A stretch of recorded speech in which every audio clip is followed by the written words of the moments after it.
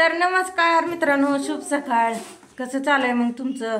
पाऊस उघडला का नाही? पाऊस उघडला बघा. आज दिवस उगायला नाही काय, पाऊस एकदम फ्रेश वातावरण आहे. आभाळ निवळ येऊन आभाळ आलं नाही, काय नाही बघा. ती पावसानं एवढं नुकसान म्हणता काय नाही, कुठं बाहेर जाता येत नाही, शेतातली तर कामं करा येत नाही ती, काय नाही बघा. नुसता भीज पाऊस कसा म्हणजे थांबतच नाही व सारखं चालू त्याचं चिरचिर चिरचिर. एकदम मोठा पण येऊन गेला ना मग बरं वाटतं. ती कसं असतंय, चिकूल तर होत नाही, सगळं रानातनं चिकूल. ती कुठं बाहेर प्रवास करायचा म्हणला तर ती पण चिकूलच सगळं. खरं बरं का, एवढं चिखला पाण्याचं. पण ह्यानी पण आज पण कामाला बॉक्स भरायला गेले ते बघा. आणि ताईचं चालू आहे खेळायला.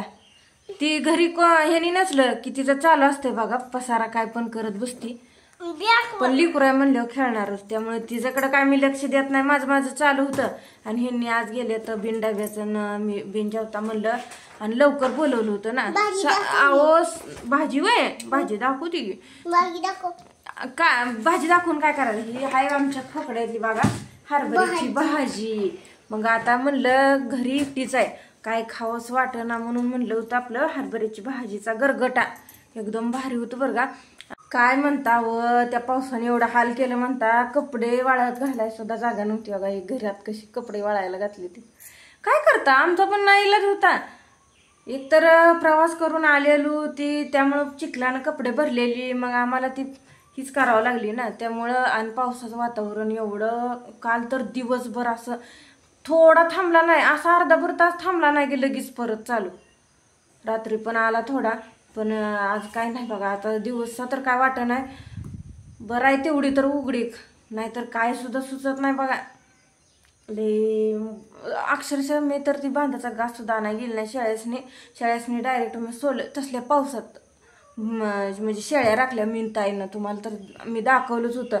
आणि कसं झालं, ताईन मी भिजल्यामुळं ताईला जरा रात्री आईल तर ऐकूत, रात्री 2 वाजताच उठून मम्मी करायला लागली, नाकातनं पाणी यायला लागलं म्हणली. मग मी ओळखलं सर्दीची लक्षण दिसते ते, म्हणून औषधं ती जी शिल्लक आहे ते, त्यामुळे तेवढं पाजलं. मग तिला आत्ता बरं वाटायला लागलं, खेळते आता.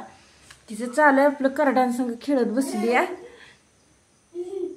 पण माझा स्वयंपाक अजून करायचा आहे बघा. अजून स्वयंपाक नाही, काय नाही. म्हणलं हरभऱ्याची भाजी भात करावं थोडासा, कारण हरभऱ्याची भाजीचा गरगटा मस्त लागतो. लसणाची फोडणी दिली की व्यवस्थित मस्त वाटतं.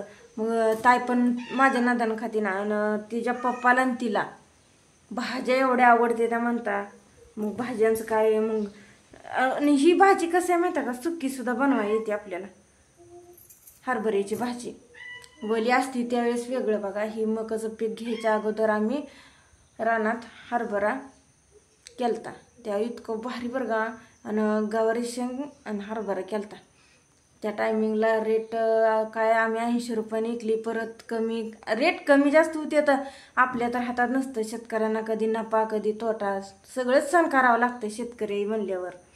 कसं आहे, मॉलमध्ये गेले की एखाद्या किमतीचं तिथं शिकर नाही, ती कमी ती होत नाही. पण भाजीची पिंडी गेलं 20 रुपये असली तर 10 रुपयाला द्या म्हणते.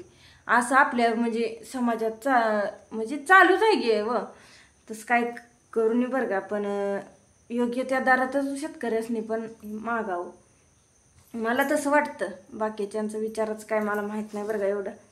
ह्यानी मला सांगते तर, पण ते योग्य असतं बरं का, आणि बरोबर असतं आणि फायद्याचं असतं.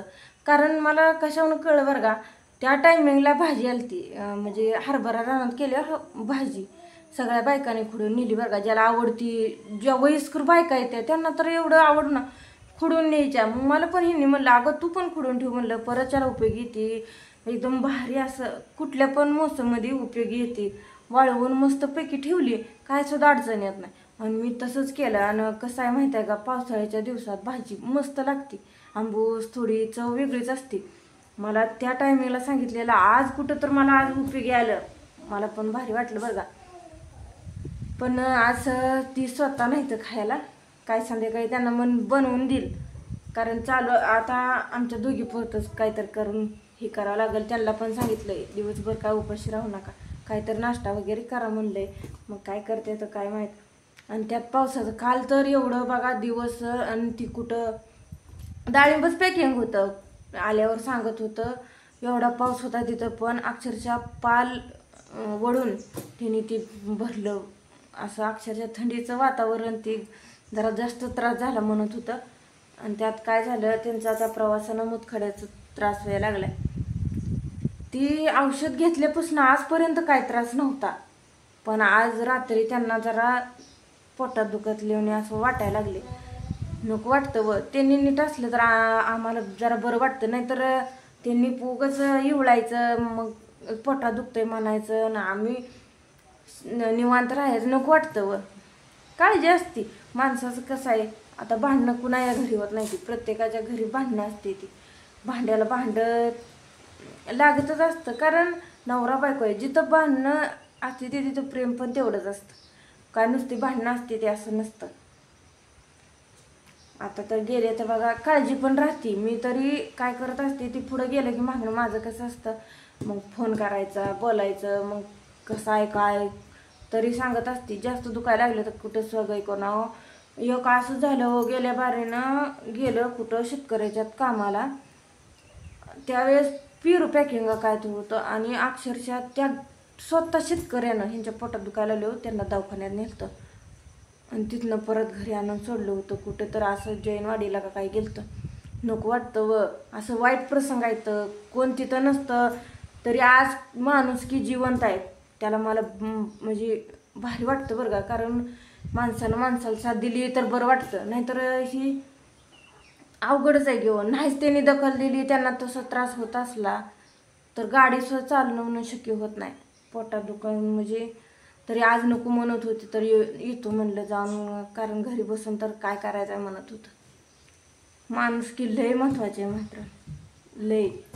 कारण काय असं पावसात म्हणजे येताना पेट्रोल पण संपलं होतं ना, मग तिथं कुर्टीतनं येताना आपलं पेट्रोल पंपावर पेट्रोल टाकूस तर परत लागली चिरचिर यायला. तिथंच एक मावशी आल्या, तर आम्हाला म्हणल्या तुम्ही कुठं गेलता ते. मग आम्ही म्हणलं कुर्टीला गेलतो, तर सांगत होते पावसा पाण्यात बायानं कुठंच निघत जाऊ नका, लहान लेकरू असतं आपलं, कुठं जा. त्यांचं सांगणं ती एवढं भारी वाटलं ना. खरंच कोणतर असं विचार करतंय आणि आपल्याला कोणतर चांगलं सांगतंय. आणि हे फक्त भारतातच भेटतं बरं का. कसं आहे, एकमेकांची विचारपूस, काहीतरी चांगला सल्ला देणं ही लय महत्वाचं आहे. तर मित्रांनो, गणपती आले ते जवळ, एवढं भारी वाटतंय बघा गणपती म्हणल्यावर. ताई गणपती आणायचं ना आपल्याला.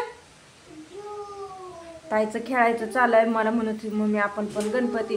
ती बारकी होती हो, तिला काय माहित नव्हतं. आता ती काय करते, व्हिडिओ ती बघते, त्यामुळे तिला लय भारी वाटतं.